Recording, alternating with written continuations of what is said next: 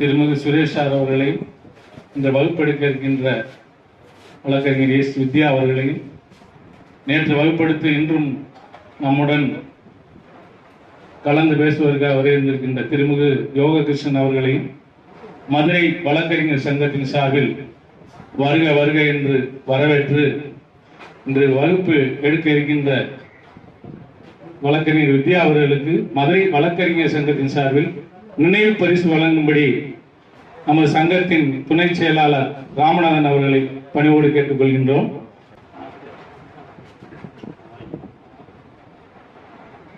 ஷார்ப்பாக பார்க்குறதுக்கு ரொம்ப சந்தோஷமாக இருக்குது. இப்போ டயத்துக்கு வந்துட்டீங்க, இப்போ உடனே ஆரம்பிச்சிடுவோம். ஸ்பீக்கர் பற்றி நான் சொல்லணும் உங்களுக்கு. அவங்க டூ இயர்ஸாக ரொம்ப பிக்ரஸான ப்ரிப்பரேஷனில் நம்ம இதில் இருக்காங்க அகாடமியில். எனக்கு ஒரு வருஷமாக அவங்க ஃபேக்கல்ட்டியாகவும் ஒர்க் பண்ணிகிட்டு இருந்தாங்க. இந்த சப்ஜெக்டை வந்து அவங்க எல்லாம் ஹார்ட் ஒர்க்கில் தான் லேர்ன் பண்ணியிருக்காங்க. அதை மதுரை பாரில் எடுக்கிறதுக்கு ரொம்ப தயங்கினாங்க. சார் பாரில் எப்படி சார் எடுக்கிறது, இது எல்லோரும் இருப்பாங்களே சார், சீனியர்ஸ் இருப்பாங்களே எல்லாருமே. நான் சொன்னேன், ஒரு வருஷம் நீங்கள் டீச் பண்ணிட்டீங்க, ஏதாவது தப்புனா எனக்கு அங்கேருந்தே வந்திருப்போம்ல எல்லாருக்கும்னு. நீங்கள் தைரியமாக எடுங்கம்மா, பார்த்துக்குவோம், நம்ம பார் இதுக்கு நீங்களாம் இருக்கீங்கன்னு தெரிஞ்சால் இன்னும் நல்லா எல்லாருமே ரொம்ப இது பண்ணுவாங்க, இன்னும் 4 பேர் வருவாங்க. ஸோ அதனால் யூ மஸ்ட் ஸ்டார்ட். சிஆர்பிசி ஒரு ஸ்டேஜ் ஆஃப் கிரிமினல் ட்ரையல் எப்படி ஆரம்பிக்கும், இந்த மாதிரி கொஸ்டின்ஸ் தான் உங்களுக்கு அதிகம் என்ன இருக்கும். ஃபர்ஸ்ட் ஸ்டார்ட் பண்ணலாம். ஒரு ட்ரையல் எங்கே ஸ்டார்ட் ஆகும், கிரிமினல் ஸ்டேஜ் எங்கே ஸ்டார்ட் ஆகும், இன்டராக்ட் பண்ணினா ரொம்ப நல்லா இருக்கும். நெக்ஸ்ட் டைம் ட்ரையல் எங்கே ஸ்டார்ட் ஆகும், அஃபென்ஸ் அடுத்து அதுக்கு முன்னாடி ஒரு ஸ்டேஜ் இருக்கு, கம்ப்ளைண்ட் இல்லை, இன்ஃபர்மேஷன் நெக்ஸ்ட். அதுக்கப்புறம் சும்மா இன்டராக்ட் பண்ணுங்க, உங்களுக்கு தெரிஞ்சதை சொல்லுங்க. உங்களோட சின்ன பிள்ளை தான் நான், சும்மா நீங்க இன்டராக்ட். எஃப்ஐஆர் அந்த செக்ஷன்ல சொல்லியிருக்காங்க. பழைய 154 சிஆர்பிசி இருக்கு, 173 பிஎன்எஸ்எஸ்ல இருக்கு. அதுல கொஞ்சம் நம்ம வந்து கம்பேரிட்டிவா பண்ணி பார்க்கலாம். செகண்ட் அடுத்து எஃப்ஐஆருக்கு அடுத்து என்ன ஆகும், அதுக்கப்புறம் என்ன ஆகும், இன்வெஸ்டிகேஷன் ஸ்டார்ட் ஆகும். அடுத்து இன்வெஸ்டிகேஷன் கம்ப்ளீட் ஆகும். கம்ப்ளீட் ஆனா என்ன பண்ணுவாங்க, charge sheet, final report 173 sub class 2. அடுத்து என்ன ஸ்டேஜ், இன்டராக்டிவ் கேஸ். அடுத்து ஃபார்வர்ட் டு மேஜிஸ்ட்ரேட் கிட்ட ஃபார்வர்ட் பண்ணிட்டு அதுக்கப்புறம் தான் காக்னிசன்ஸ் இருக்கும். காக்னிசன்ஸ் வந்து 190 சிஆர்பிசில இருக்கு. அதை நம்ம பார்ப்போம். காக்னிசன்ஸ் யார் எடுப்பா, என்ன பேசிஸ்ல எடுக்கிறாங்கன்னு சொல்லி. அடுத்து என்ன பண்ணுவாங்க, இஷ்யூ ஆஃப் சம்மன்ஸ் செக்ஷன் தெரியுமா, சம்மன்ஸ் கொடுப்பாங்க. நெக்ஸ்ட் அப்பியரன்ஸ் அக்யூஸ்டோட அப்பியரன்ஸ். அடுத்து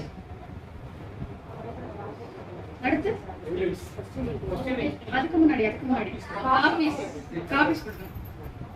காபீஸ் எந்த செக்ஷன்ல கொடுப்பாங்க, 207 ஆஃப் சிஆர். அடுத்து கொஸ்டினிங் என்ன செக்ஷன்ல 330. கொஸ்டினிங் சொல்லல, இல்ல 3 ஸ்டேஜஸ்ல வந்து கொஸ்டினிங் இருக்கும். செக்ஷன் 313ல 3 ஸ்டேஜஸ்ல கேட்பாங்க. அது கொஸ்டினிங் சொல்லக்கூடாது, எக்ஸாமினேஷன் ஆஃப் தி அக்யூஸ்ட்னு சொல்லுவோம். அதுக்கப்புறம் பாத்தீங்கன்னா விட்னஸ் எக்ஸாமினேஷன் இருக்கும். விட்னஸ் எக்ஸாமினேஷன் 3 இதுல இருக்கும். என்னென்ன இருக்கும், cross, chief, cross and re examination. எங்க இருக்கு, செக்ஷன் 137 ஆஃப் எவிடன்ஸ் ஆக்ட்ல. Chief, cross, re examination 137 of CR evidence ஆக்ட்ல அதை பத்தி கொடுத்திருப்பாங்க. சீஃப்னா என்ன, கிராஸ்னா என்ன. நெக்ஸ்ட் பாத்தீங்கன்னா ஆர்குமெண்ட்ஸ் அடுத்த ஸ்டேஜ். அடுத்து power to examine the accused. அதுக்கப்புறம் பாத்தீங்கன்னா அக்யூஸ்ட் சைடு விட்னஸ், அப்புறம் ஜட்ஜ்மெண்ட். இப்போ நம்ம ஃபர்ஸ்ட் பார்க்க போறது வந்து எஃப்ஐஆர் பத்தி மட்டும். எஃப்ஐஆர்ல வந்து பழைய செக்ஷன் என்ன கொடுத்திருக்காங்க, இப்போ புதுசா என்ன ஆட் பண்ணிருக்காங்க.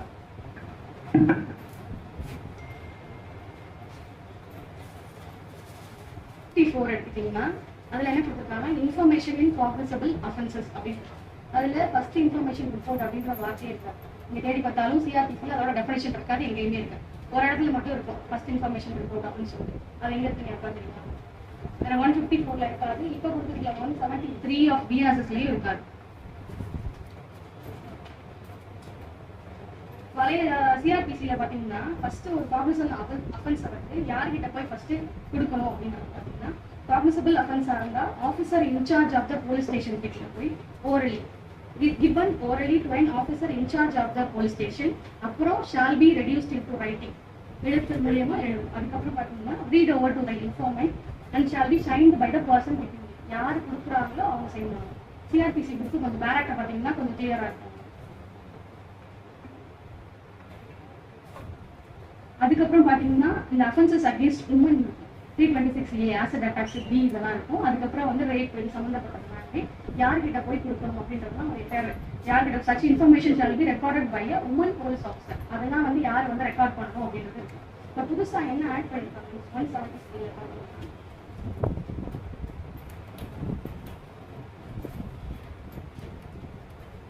பழசுல இருக்கிறது எல்லாமே அப்படியே இருக்கு.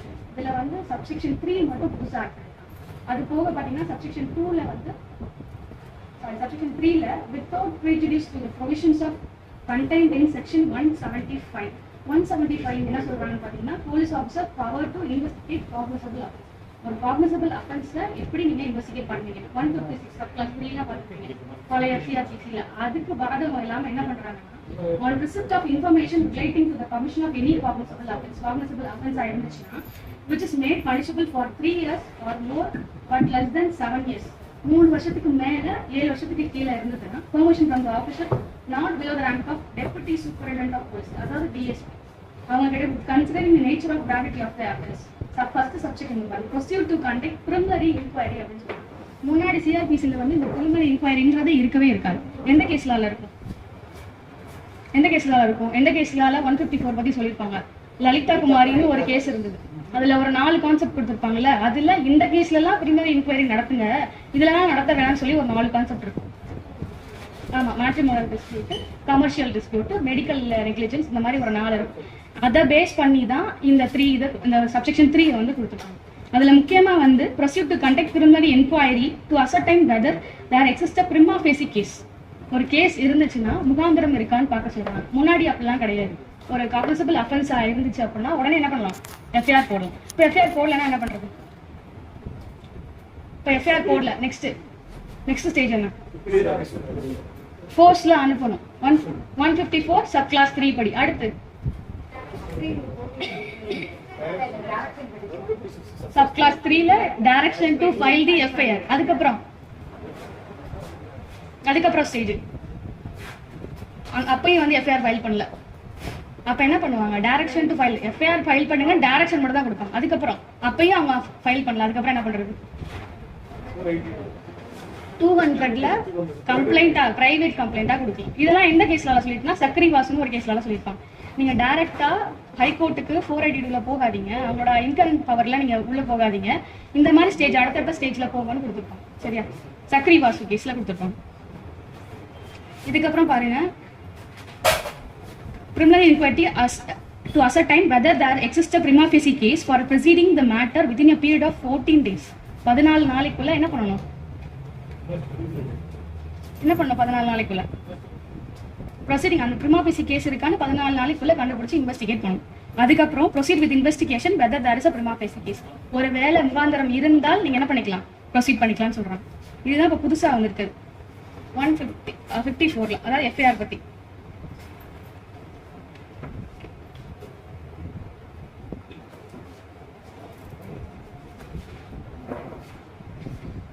அடுத்து காக்னிசன்ஸ் எங்க இருக்கு? காக்னிசன்ஸ் சிஆர்பிசில எங்க இருக்கு?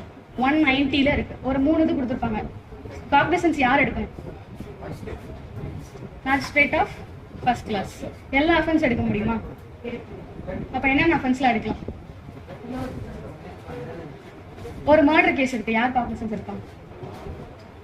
ஜேஎம் தான் எடுக்கணும். சரி, ஒரு போக்சோ கேஸ் இருக்கு, யார் எடுப்பாங்க? ஸ்பெஷல் ஜட்ஜ் எடுக்கும். இதுல வந்து 190ல பாத்தீங்கன்னா ஒரு 3 இது கொடுத்துருப்பாங்க. 190 சிஆர்பிசி,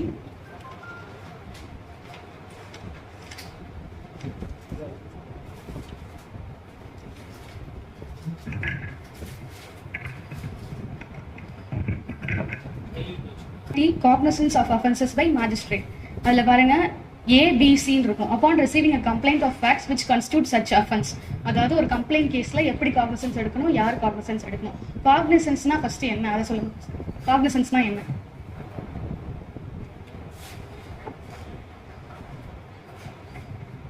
காக்னிசன்ஸ்னா என்ன?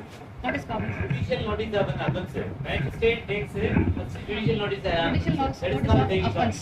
Okay. Next. அடுத்து சொல்லுங்க. Cognizance னா என்ன? ஒரு அஃபென்ஸ்ல அவருக்கு என்ன நாலேஜ் இருக்கு, யூசிங் ஹிஸ் நாலேஜ், அவரோட நாலேஜை அதை யூஸ் பண்ணி அந்த அஃபென்ஸ்ல என்னென்ன நடந்திருக்கு அப்படின்னு சொல்லி அவர் அதில் இருக்கக்கூடிய நாலேஜ் எடுத்துக்கிறது தான் காக்னிசன்ஸ்னு பேர். ஃபர்ஸ்ட் எல்லா கேஸுமே ஈவன் 302 கேஸ் கூட யார் காக்னிசன்ஸ் எடுக்கணும்னா ஜேஎம் கிட்ட வரும். உங்களோட அந்த 173 ரிப்போர்ட் யார்கிட்ட வரணும்னா ஜேஎம் கிட்ட தான் வரும். ஃபர்ஸ்ட் அந்த ரிப்போர்ட் எடுக்கும். அதுல அவரோட நாலேஜை, அதான் சார் சொன்ன மாதிரி ஜுடிஷியல் நோட்டீஸ்னு சொல்லுவாங்க, நாலேஜை யூஸ் பண்ணி அவர் அதுக்குள்ள என்ன இருக்குன்னு பார்த்துட்டு அதுக்கப்புறம் தான் என்ன பண்ணுவாங்கன்னா காக்னிசன்ஸ் எடுப்பாங்க. சரியா? காக்னிசன்ஸ் இன்கொயரி ஸ்டேஜ்ல வருமா, ட்ரையல் ஸ்டேஜ்ல வருமா? இன்கொயரி ஸ்டேஜா, ட்ரையல் ஸ்டேஜா? ரெண்டு ஸ்டேஜுமே கிடையாது, ட்ரையல் ஸ்டேஜும் கிடையாது. இது ஒரு கேஸ்ல இருக்கு. இட்ஸ் டிஃப்ரெண்ட் ஃப்ரம் ரெண்டுமே. இது வந்து இன்கொயரி ஸ்டேஜ்ல என்ன நடக்கும்? இன்கொயரி ஸ்டேஜ்ல என்ன, இன்கொயரியில் என்ன பண்ணுவாங்க? இன்கொயரி ஸ்டேஜ்ல என்ன நடக்கும்? மேஜிஸ்ட்ரேட் இன்கொயரி என்ன பண்ணுவார்? 176 கேள்விப்படுறீங்களா? 176 சிஆர்பிசி இன்குவெஸ்ட் ரிப்போர்ட் கேள்விப்படுறீங்களா இல்லையா? சாத்தான்குளம் கேஸ்ல கூட ஒரு ஜுடிஷியல் மேஜிஸ்ட்ரேட் போய் அங்க இன்குவெஸ்ட் பண்ணுவார்ல, என்ன நடந்துச்சு, கஸ்டோடியல் டெத், இதெல்லாம் இந்த மாதிரி டைப்லாம் என்னது, இதெல்லாம் வந்து இன்கொயரி ஸ்டேஜ். இந்த மாதிரி பண்றது. சரியா? ட்ரையல் உங்களுக்கு எல்லாருக்குமே தெரியும், ட்ரையல் அப்போ ஸ்டார்ட் ஆகும், என்ன எல்லாமே தெரியும். இது ரெண்டும் இல்ல, நடுவில் இருக்க ஒரு ஸ்டேஜ், அவ்வளவுதான். இது காக்னிசன்ஸ்ன்றது ரெண்டுலையுமே அடங்காது. ஓகேவா? மேஜிஸ்ட்ரேட் இப்போ வந்து ஒரு போக்சோ கேஸ் நடக்குது, அப்புறம் ஒரு 300 கேஸ், ஒரு ஐபிசி அஃபென்ஸ் நடக்குது. இப்போ யார் காக்னிசன்ஸ் எடுப்பான்னு பாத்தீங்கன்னா, உங்களோட போலீஸ் ரிப்போர்ட்டை யார்கிட்ட சப்மிட் பண்ணணும்னா நம்மளோட ஸ்பெஷல் ஜட்ஜ். இங்க போக்சோ கோர்ட் ஸ்பெஷல் ஜட்ஜ் இருந்தாங்கன்னா அவங்க கிட்ட தான் போய் சப்மிட் பண்ணணும் இந்த போலீஸ் ரிப்போர்ட்டை. அப்போ என்ன பண்ணுவாங்கன்னா இந்த ஸ்பெஷல் ஜட்ஜ் தான் காக்னிசன்ஸ் எடுப்பாங்க. இப்போ 193 பாத்தீங்கன்னா 190ல ஒரு 3 இது பார்த்தோமா, ஃபர்ஸ்ட் இது வந்து கம்ப்ளைண்ட் கேஸ், நெக்ஸ்ட் வந்து போலீஸ் ரிப்போர்ட், அதுக்கப்புறம் பாத்தீங்கன்னா information received from any person other then police officer. யாருக்கிட்ட வேணா இருந்து வரலாம், இன்ஃபர்மேஷன் யார் வேணா கொடுக்கலாம். அடுத்து அப்பான் ஹிஸ் ஓன் நாலேஜ், இந்த மாதிரி ஒரு 4 இது கொடுத்துருப்பாங்க. இப்போ 193ல பாருங்க, cognisance of offence by court of session. இப்போ செஷன்ஸ் கோர்ட் வந்து நார்மலா எந்த கேஸுக்குமே காக்னிசன்ஸ் எடுக்க கூடாது. ஆனா அதை படிச்சு பாருங்க, cognisance of offence by court of session தான் இருக்கு. அப்ப செஷன்ஸ் கோர்ட் காக்னிசன்ஸ் எடுக்கலாம் நீங்க கொடுத்துருக்காங்களா? எடுக்கலாம் இங்க கொடுத்துருக்காங்க. டைரக்ட் இல்லைன்னா உங்களோட போன்ல கூட நீங்க பிடிஎஃப் இறக்கிக்கலாம். Cognizance of offence by court of session இருக்கா?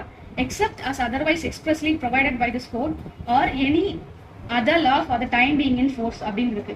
இப்போ provided by this code அப்படின்றது எதை குறிக்குதுன்னு பாத்தீங்கன்னா ஐபிசி அஃபென்சஸ் மட்டும் தான் குறிக்கும். இது அதுக்கப்புறம் பாத்தீங்கன்னா by any other law for the time being in force இருக்கு. இது வந்து ஸ்பெஷல் ஆக்டா குறிக்குது. ஸ்பெஷல் ஆக்ட்னா இப்போ இருக்கக்கூடிய என்டிபிஎஸ் ஆக்டா இருக்கட்டும், இல்ல போக்ஸ் ஆக்டா இருக்கட்டும், இந்த மாதிரி ஸ்பெஷல் ஆக்ட்.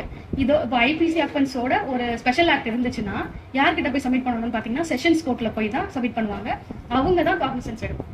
இப்போ ஐபிசி அஃபென்ஸ் மட்டும் இருந்துச்சுன்னா நீங்க டைரக்டா 302 case specially exclusively triable by the court of session schedule 1ல கொடுத்துருப்பாங்க.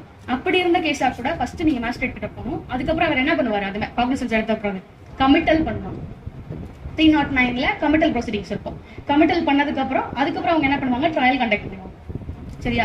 இப்போ ஸ்பெஷல் கேசஸ் இருந்துச்சு, போக்சோல ஒரு செக்ஷன் இருந்தது அப்படின்னா அவங்க போய் காக்னிசன்ஸ் எடுத்து அவங்க ட்ரையல் கண்டக்ட். இதுதான் காக்னிசன்ஸ்.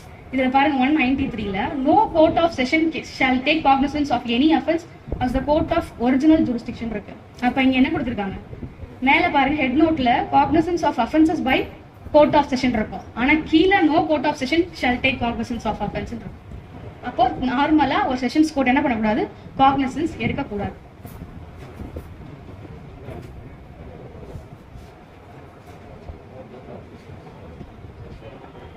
இதுதான் இது வரை எக்ஸாம் பாயிண்ட் ஆஃப் வியூல வந்து காக்னிசன்ஸ் இவ்வளவு தெரிஞ்சுக்கிட்டா போகும். அந்த 3 பாயிண்ட், அதுக்கப்புறம் வந்து இந்த 193 மேக்ஸிமம் நீங்க அதை தெரிஞ்சுக்கிட்டாலே போகும். அடுத்து பாத்தீங்கன்னா ட்ரையல். 4 விதமான ட்ரையல் இருக்கு. என்னென்ன ட்ரையல்? சாப்டர் 18, 19, 20 and 21 சிஆர்பிசில 4 விதமான ட்ரையல் இருக்கு. செஷன்ஸ் ட்ரையல்,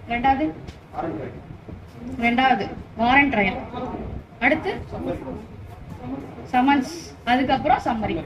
இது 4 இருக்கு. சரியா? டிஸ்சார்ஜ் எப்ப பண்ணுவோம்? டிஸ்சார்ஜ் எப்ப பண்ணுவோம்? Before charge framing. அப்பதான் டிஸ்சார்ஜ் பண்ணணும். முன்னாடி வந்து டிஸ்சார்ஜ்ல பாத்தீங்கன்னா டேஸ்லாம் கிடையாது, இத்தனை நாளைக்குள்ள நீங்க டிஸ்சார்ஜ் பண்ணணும் இல்ல. ஆனா இப்ப இருக்க பிஎன்எஸ்எஸ்ல என்ன சொல்றாங்க அப்படின்னா 227 சிஆர்பிசில பாத்தீங்கன்னா trial by the court of session அப்படின்னு இருக்கும். சரியா, அதுல 227ல டிஸ்சார்ஜ் பத்தி கொடுத்துருப்பாங்க.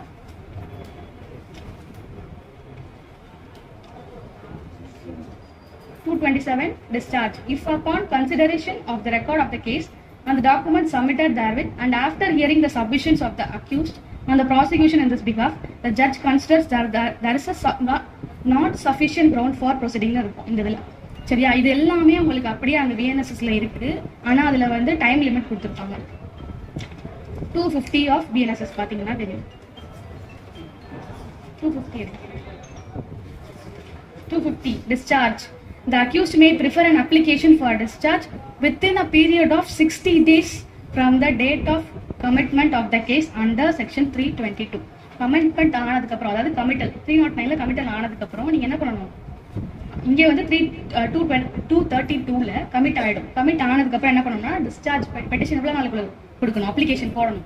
60 நாளைக்குள்ள அப்ளிகேஷன் நீங்க போடணும்னு சொல்றாங்க. அதுக்கப்புறம் தான் உங்களுக்கு சார்ஜ் ஃப்ரேமிங் வரும். சார்ஜ் ஃப்ரேமிங்க்கு அப்புறம் என்ன,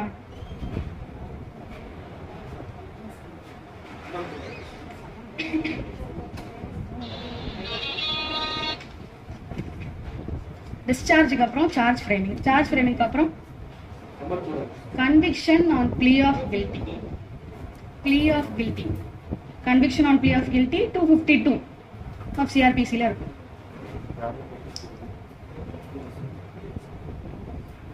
கேட்பாங்கல்ல, இந்த குற்றம் பண்ணிருக்கீங்களா இல்லையான்னு சொல்லிட்டு ரீட் பண்ணுவாங்க. இந்த செக்ஷன் கீழே நீங்க இந்த குற்றம் பண்ணிருக்கீங்க, நீங்க வந்து தண்டிக்கக்கூடியவா அப்படிலாம் கேட்பாங்க. நம்ம இதுல கேட்பாங்கல்ல, கேட்டா என்ன பண்ணுவாங்க, பொய் வழக்கு அப்படின்னு சொல்லுவாங்க.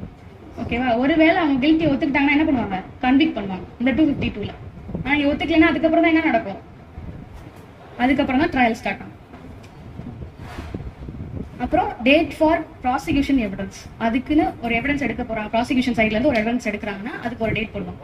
அதுக்கப்புறம் பாத்தீங்கன்னா எவிடன்ஸ் ஃபார் ப்ராசிக்யூஷன். அந்த எவிடன்ஸ் ஃபார் ப்ராசிக்யூஷன் என்ன நடக்கும், இப்ப புதுசா என்ன கொண்டு வந்திருக்காங்கன்னா ஆடியோ வீடியோ எலக்ட்ரானிக் மீன்ஸ் இதுல கொண்டு வந்திருக்காங்க புதுசா. அடுத்து அக்யூட்டலுக்கு அப்புறம் என்ட்ரிங் அப்பான் டிஃபென்ஸ். இதுல என்ன டிஃபரன்ஸ் பாத்தீங்கன்னா judgement of acquittal or conviction 258ல பாருங்க, 258 ஆஃப் பிஎன்எஸ்எஸ்ல இதுல ஒரு கொண்டு வந்திருக்காங்க. After hearing arguments and points of law, the judge shall give a judgement in the case as soon as possible. எவ்வளவு சீக்கிரமா கொடுக்க முடியுமோ அவ்வளவு சீக்கிரமா கொடுக்கலாம். within a period of 13 days from the date of completion of argument. Argument முடிச்சதுல இருந்து 30 நாளைக்குள்ள இருக்கும். ஆனா பழசுல அப்படி இருக்கா, அந்த டேட்டோ இல்ல டைமோ எதுவுமே கொடுத்துருக்க மாட்டாங்க. இதுல பாருங்க 30 days from the date of completion of arguments which may be extended to a period of 45 days. அப்ப 30 நாளையில இருந்து 40 நாளைக்குள்ள என்ன பண்ணணும், ஜட்மெண்ட் கொடுக்கணும் for reasons to be recorded in writing. ஓகேவா,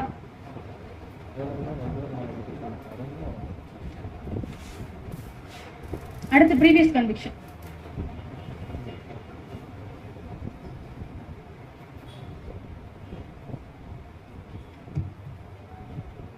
ப்ரீவியஸ் கன்விக்ஷன் பத்தி எப்ப பேசணும், எந்த ஸ்டேஜ்ல ப்ரீவியஸ் கன்விக்ஷனை பேசணும், எப்படி ப்ரீவியஸ் கன்விக்ஷனை வந்து நீங்க ப்ரூவ் பண்ணணும். ப்ரீவியஸ் கன்விக்ஷனா என்ன, ஏற்கனவே ஒரு தெஃப்ட் பண்ணிருக்கான்னு வச்சுக்கோங்க, 3 years அவன் வந்து கன்விக்ட் ஆயிருக்கான். அடுத்து இதே மாதிரி ஒரு தெஃப்ட் பண்றான் அப்படின்னா முன்னாடி கொடுத்துருப்பாங்கல்ல ஒரு கன்விக்ஷன், அதுதான் ப்ரீவியஸ் கன்விக்ஷன். அது எந்த நேரத்துல அதை பேசணும், ஒரு ஜட்ஜ் வந்து எடுக்கணும், எவிடன்ஸ் எடுக்கணும், அது போக எப்படி அதை ப்ரூவ் பண்ணணும் அப்படின்னு சொல்லி 2 கொஸ்டின் இருக்கு. ஓகேவா, எப்படி ப்ரூவ் பண்ணுவாங்கன்னு பாத்தீங்கன்னா 298 ஆஃப் சிஆர்பிசி படி how to prove the previous conviction அப்படின்னு இருக்கும். இந்த ப்ரீவியஸ் கன்விக்ஷனுக்கு எப்ப எவிடன்ஸ் எடுக்கணும் அப்படின்னா, இப்ப நடந்துக்கல, 2வது நடந்திருக்கல இந்த திருட்டு சம்பவம் வந்து உங்களுக்கு அவன் கன்விக்டட் பர்சன் அவன் பண்ணியிருக்கான்னு தெரிஞ்சா மட்டும்தான் அப்பதான் நீங்க ப்ரீவியஸ் கன்விக்ஷனுக்கு எவிடன்ஸ் எடுக்கணும்னு சொல்லிட்டு இந்த 259ல சொல்லியிருக்காங்க. அது வரைக்கும் நீங்க எடுக்கக்கூடாது.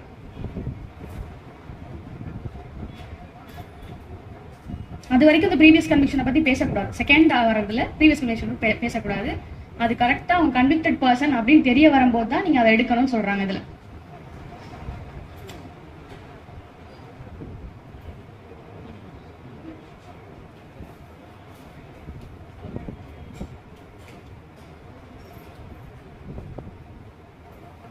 சரி ஓகே, அடுத்த கொஸ்டின். 319 சிஆர்பிசி எத்தனை பேருக்கு தெரியும்? 319 ஆஃப் சிஆர்பிசி இன்டராக்ட் பண்ணீங்கன்னா நல்லா இருக்கும். 319 ஆஃப் சிஆர்பிசி அதுல என்ன சொல்லியிருக்காங்க, ஒரு அக்யூஸ்ட் எப்படி ஆட் பண்ணணும் அப்படின்னு சொல்லியிருக்காங்க. சரியா? இப்போ 2 கொஸ்டின் உங்களுக்கு. ஒரு கொஸ்டின் என்னன்னு பாத்தீங்கன்னா 5 அக்யூஸ்ட் இருக்காங்க, டோட்டலி 5 அக்யூஸ்ட் இருக்காங்க. அதுல 2 பேரை வந்து டிஸ்சார்ஜ் பண்ணிட்டாங்க, உங்க மேல எந்த ஒரு சார்ஜும் இல்லை, ஸோ வந்து டிஸ்சார்ஜ் பண்ணிட்டாங்க. மிச்சம் 3 பேர் இருக்காங்க. இவங்கள இன்வெஸ்டிகேஷன் பண்றாங்க, ஃபர்தர் இன்வெஸ்டிகேஷன் நடக்குது. இவங்க தான் திருப்பி அதை பண்ணியிருக்காங்கன்னு தெரிய வருது. இவங்க 2 பேர்த்தையும் திருப்பி ஆட் பண்ணணும். இது ஃபர்ஸ்ட் கொஸ்டின். 2வது கொஸ்டின் பார்த்தீங்கன்னா நாங்கள் 3 பேர் இருக்கோம், நாங்கள் 3 பேரும் அந்த அஃபென்ஸ் பண்ணியிருக்கோம். இன்வெஸ்டிகேஷன் நடக்கும் போது புதுசாக 2 பேர் வர்றாங்க, அவங்கள இப்போ ஆட் பண்ணணும். என்ன ஸ்டேஜில் எப்படி ஆட் பண்ணுவீங்க? கொஸ்டின் புரியுதா? ஃபர்ஸ்ட் கொஸ்டின் வந்து 5 பேர் இருக்காங்க, அதில் 2 பேர் வந்து டிஸ்சார்ஜ் பண்ணிடுவாங்க. டிஸ்சார்ஜ் பண்ணிட்டு அவங்கள இன்வெஸ்டிகேஷன் நடக்கும்போது திருப்பி அவங்க பண்ணியிருக்காங்கன்னு சொல்லிட்டு அவங்க மேலே திருப்பி சார்ஜ் பண்ணுறோம். அவங்க டக்குன்னு எடுக்க முடியுமா? எடுக்க முடியாது. அதுக்கு ஒரு ப்ரொசீஜர் இருக்கு. 2வது கேஸ் பார்த்தீங்கன்னா 3 பேர் தான் இருக்கும், இன்னும் 2 பேர் இந்த இன்வெஸ்டிகேஷன் பண்ணுறாங்க, அதில் இன்னும் 2 பேர் இதில் ஆட் ஆகுறாங்கன்னு தெரியுது. அப்போ என்ன பண்ணணும்? இது வந்து கொஸ்டின். டிஸ்சார்ஜ் பண்ணவங்கள எந்த செக்ஷனில் ஆட் பண்ணணும், புதுசாக இருக்கவங்கள எந்த செக்ஷனில் ஆட் பண்ணணும்? 319ல என்ன எப்படி ஆட் பண்ணுவாங்க? யாரும் டிஸ்சார்ஜ் பண்ணவங்கள ஆட் பண்ணுவாங்களா, இல்லை புதுசாக இருக்க அக்யூஸ்டா ஆட் பண்ணுவாங்க? சரி ஓகே, அப்போ டிஸ்சார்ஜ் பண்ணவங்கள எப்படி ஆட் பண்ணுவாங்க? 319 என்ன சொல்லுவாங்கன்னு பார்த்தீங்கன்னா, புதுசாக இருக்க அக்யூஸ்டை நீங்கள் 319 படி புதுசாக ஒருத்தவங்க இன்வெஸ்டிகேஷன் நடத்தி உங்களுக்கு அவங்க தான் அக்யூஸ்ட்னு தெரிய வந்துச்சுன்னா அவங்கள 319ல நீங்கள் ஆட் பண்ணிக்கலாம். சரியா? இப்போ டிஸ்சார்ஜ் ஆனவங்கள எப்படி அதை நம்ம ஆட் பண்ண முடியும்? ஏற்கனவே டிஸ்சார்ஜ் ஆகி போயிட்டாங்க, உங்க மேலே சார்ஜ் இல்லைன்னு சொல்லி டிஸ்சார்ஜ் பண்ணியாச்சு. இப்போ எப்படி அவங்களை ஆட் பண்றது?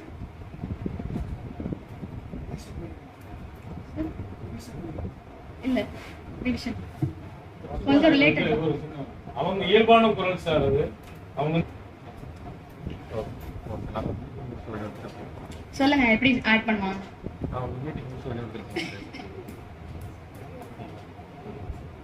புரியல.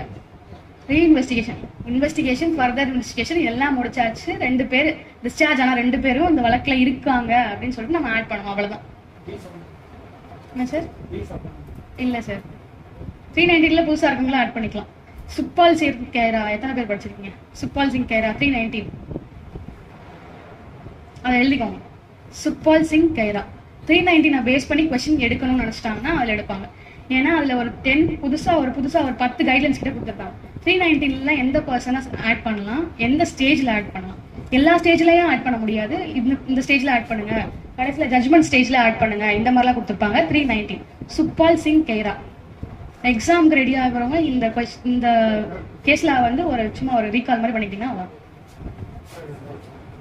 சுக்பால்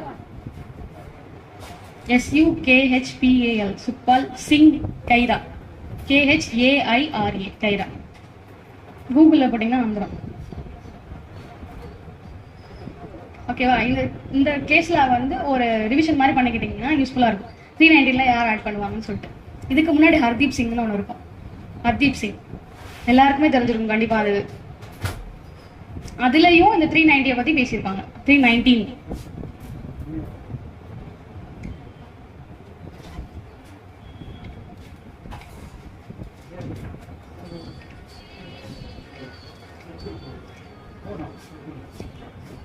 19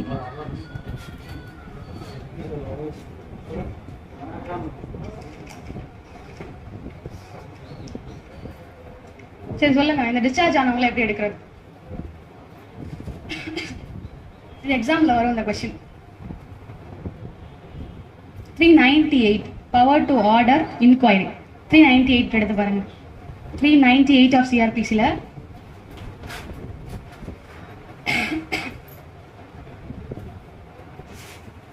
ஒரு டிஸ்சார்ஜ் பண்ண அக்யூஸ்டை எப்படி ஆட் பண்ணணும் அப்படின்னு சொல்லி லாஸ்ட் லைன்ல or in the case of any person accused of an offense who has been discharged. அப்ப என்ன சொல்றாங்க இதுல? ஒரு இன்கொயரி கண்டக்ட் பண்ணுங்க. கண்டக்ட் பண்ணிட்டு 398ல டிஸ்சார்ஜ் ஆன அக்யூஸ்டை வந்து நம்ம ஆட் பண்ணிக்கலாம். 398ல பாருங்க, பவர் டு ஆர்டர் இன்கொயரி லாஸ்ட்ல இருக்கும்.